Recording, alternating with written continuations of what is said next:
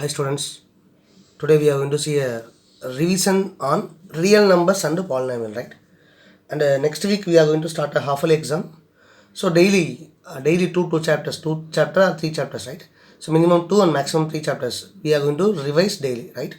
And moreover, see, we are having a plenty, right? We are having so many sums, right? We are having plenty number of sums, but we can't see all the sums at the time of revision, right? We can't see each and every sum at the time of revision, right? So I'm just giving that what are things we are having for this chapter, right? What are things we are needed for preparing the chapter, that only we are needed, right? So first you have to keep that in your mind, right? And you have to prepare how you want to prepare. I already told you that how you want to prepare means, first you have to take your classwork note and just go through all the sums in the first chapter, right? While you are preparing the first chapter alone, right? See, while you are preparing the first chapter, how you want to prepare means, right? First you can complete the sums, right? Complete the sums in your classwork, right? Complete the sums in your classwork and get an idea, right? Get an idea how we want to solve. What are things they have asked, how we want to solve. Get an idea, right? After that, take a NCERT book or guide, whatever paper, right? Take a NCERT and there only you are having sums alone, right? Only you don't have any answers. Only you are having questions alone. Just see the question and try to solve by yourself, right? Already you have prepared in your classwork note, right? With the same knowledge, right? With the knowledge, just try the NCERT problem. Try the NCERT problem, right? And solve it, right? If once NCERT is over, right, then take the guide, right? See, already we have completed classwork, we got some idea, right? And now we have completed NCERT, right? So next we are taking the guide, right? And solving from the first chapter, right? Solving that, and we will get a full idea, right? While you are completing these three things for the first chapter itself, right, then the entire thing will be get over, right? Whatever they asking, you will be ready for giving the answer, right? So likewise only you have to prepare, right? So first, real numbers, right? Real number, we are having four concepts, right? In the real number we are having four concepts. The first concept is nothing but equals division lemma. Second concept is nothing but fundamental theorem of arithmetic. See, while you are seeing the question, right? While you are seeing the question, you want to know that the question is from which chapter. The question is from which chapter. From the chapter, which concept. From the chapter, which concept. From the concept, which model, which formula will be used, right? That only you want to analyze, right? If you know those things, then it will be very easy, right? Then it will be very easy to simplify and finding the solution, right? So see that for real number, how many concepts we are having? Four concepts. First one is something about equals division lemma. Second one is something about fundamental theorem of arithmetic. Third concept is something about decimal expansion of rational number. And the last concept is something about proof of irrational number, right? Proof of irrational number. In the among the four concepts, right, they have deleted the first concept. For our exam, right, they have deleted the first concepts, right? So from the second concept alone we are going to see, right? Second concept is named fundamental theorem of arithmetic, right? The fundamental theorem of arithmetic, right? In the fundamental theorem of arithmetic, what are things we are finding means to find HCF and LCM by prime factorization method, right? To find HCF and LCM by prime factorization method, right? L method, you know that, right? So by using the prime factorization, we are doing the prime factorization for the given number, right? After that we are finding the HCF or LCM.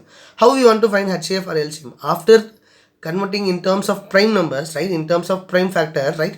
Then we, what is it? HCF means common number ones with the least power, right? HCF means common number ones, right? Common number ones with the least number, right? Least power, with the least power. See, example, I have taken two numbers 24 and 36. The prime factorization of 24 is nothing but 2 into 2 into 2 into 3. Writing in terms of exponent, that is nothing but 2 cube into 3 power 1. For 36 is nothing but 2 square into 3 square. I want to find HCF of 24 comma 36 is nothing but, what is HCF of, HCF means what? Common number ones with the least power, right? Common number ones. What are the common number we are having? 2, 2, 3, 3, right? So common number 2 into 3, right? With the least power. See, for the 2, what is the least power? 3 or 2. 2 is the least power. So 2 square into, here 3 power 1, 3 power 2. So which is the least power? 1. So 2 square is nothing but 4. 4 into 3 is nothing but 12. So HCF of this two numbers is nothing but 12. Same like that, LCM, right? LCM of this two number 24 comma 36 is equal to, right, what is it, common number ones with least power is nothing but HCF. LCM is nothing but all the number ones with the highest power. So all the number 2 3 2 3, right? So 2 and 3 alone we are having 2 and 3 with the highest power. For 2, what is the highest power? Cube or square? Cube. 2 cube, and for 3 square is highest power. So 2 cube is nothing but 8, 3 square is nothing but 9. So 8 into 9 is nothing but 72. So LCM of this two number is nothing but 72. Understood? So by doing the prime factorization, you will find HCF and LCM. So what is the name of this method? Fundamental theorem of arithmetic. What is the name of this method? Fundamental theorem of arithmetic. You will find HCF and we will find LCM. We are having one more formula. What is that formula? When they have given two numbers, right? When they are given two numbers, the product of the two number A into B is equal to HCF of that A comma B, right? HCF of this two number into LCM of this two number will be equal, right?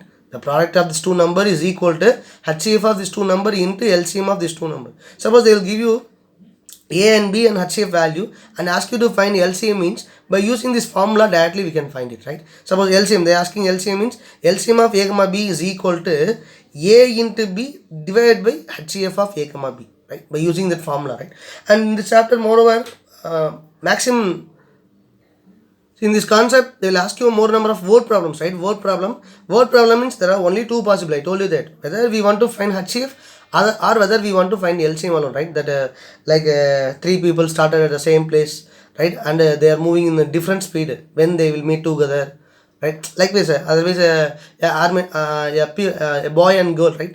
In a class, the boys and girls are standing in a row and column, right? Then how many number of equal rows and how many number of equal columns will be possible? Like this, so many word problems they will ask you, right? So you have to analyze this, what they are asking, whether they ask you to find HCF or LCM, right? While we are reading, we want to get an idea and we have to find HCF or LCM. Understood? The next one is the third concept, decimal expansion of rational number, right? Decimal expansion of rational number. So what is the rational number? P by Q form, right?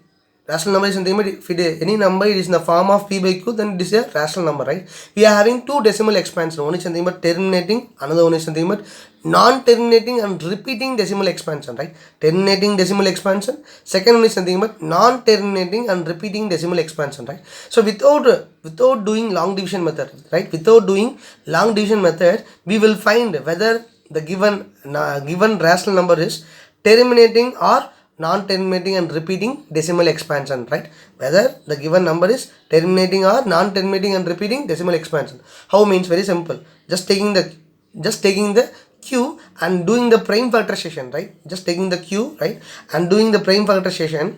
If it is in the form of 2 power m or 5 power n or 2 power m into 5 power n, right, then it will be terminating. Otherwise, if Q is not equal to 2 power m into 5 power n, right? 2 power m into 5 power n, right? While we are doing the prime factorization, any other prime number rather than 2 and 5, right? Suppose 3, 7, 11, any other number came in the Q, right? Then it is a non-terminating and repeating decimal expansion, right? Non-terminating and repeating decimal expansion, right? And see that in that they will ask you, suppose if it is a terminating decimal expansion, how many digit after it will be terminate, means how we will find. So without using long division method, they will ask you, if it is a terminating decimal expansion, how many digit after it will be terminated, means see 2 power m into 5 power n, right? Among this, which is the highest power, right? Which is the highest power, and that number of digit will be after that number of digit will be, it will be terminated, right? The last concept is something but irrational number, right? The last concept is something but prove that it is a irrational, proof of irrational numbers, right? Proof of irrational number. So we are having that we have three types of sums, right? One is something but single root value sum and double root value and moreover more than one terms, right? More than one terms. Three type of sums. If you are having single root, right? Single root, prove that if root 3 is an irrational number, means then we will assume that what is it? Root 3 is a rational, right? Root 3 is a rational. It is in the form of P by Q. Then what is the squaring on both sides? We will prove, right? Let us assume root 3 is something but rational. It is in the form of P by Q, right? P by Q. While we are doing where P and Q are co-primes. What is meant by co-prime? What is meant by co-prime?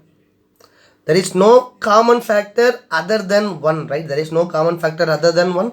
Then the two numbers are nothing but co-primes, right? Co-primes likewise.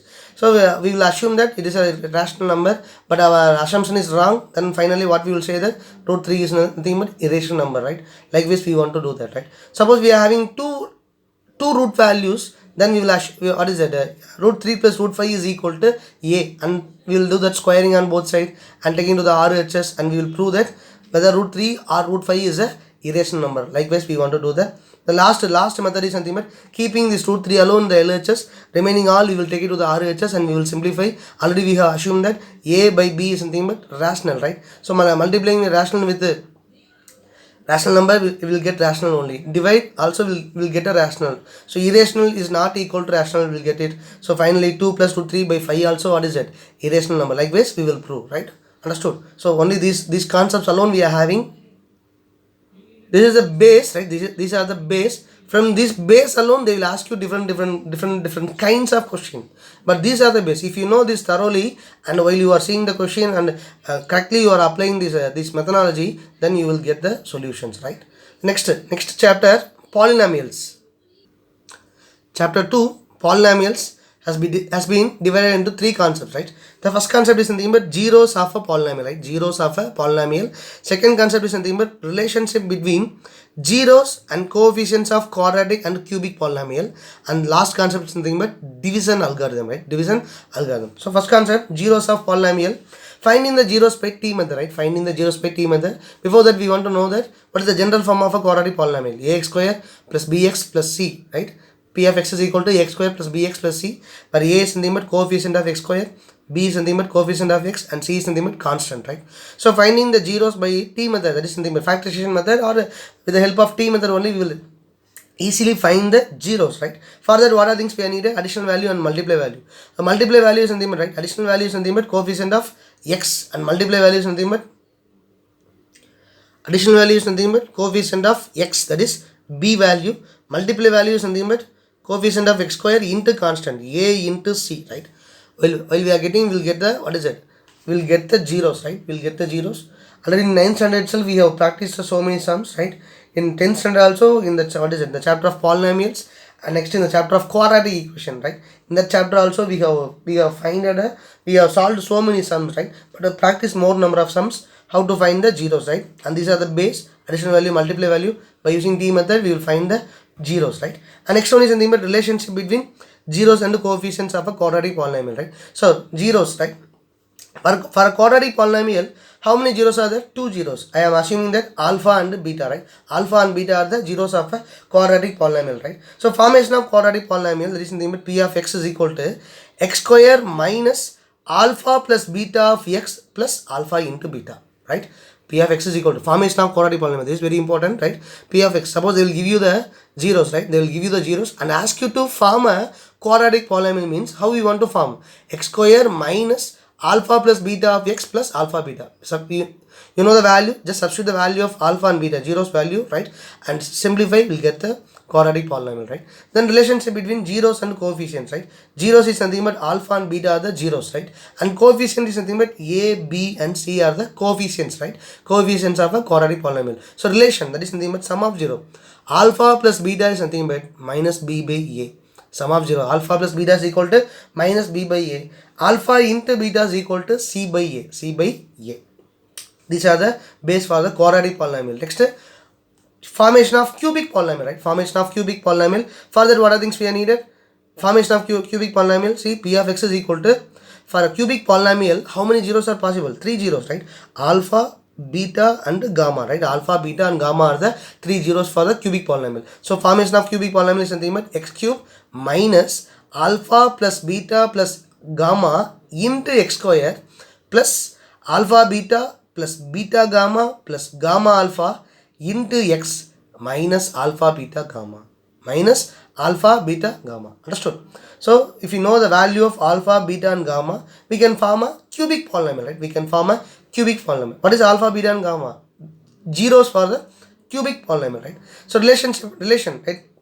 relationship between zeros and coefficient. Zeros is nothing but alpha, beta, gamma, and coefficients is nothing but first the general form of a cubic polynomial is nothing but what is it?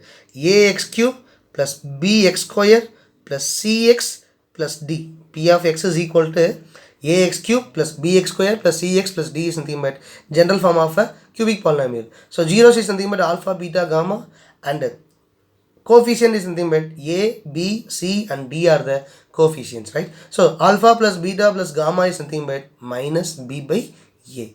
Sum of 0 is equal to minus b by a. Alpha into beta plus beta into gamma plus gamma into alpha is equal to c by a, right? Next, product of 0, alpha into beta into gamma is equal to minus d by a, right? Last concept, division algorithm, right? Division algorithm. So dividend is equal to, right? Dividend is equal to divisor into quotient plus remainder.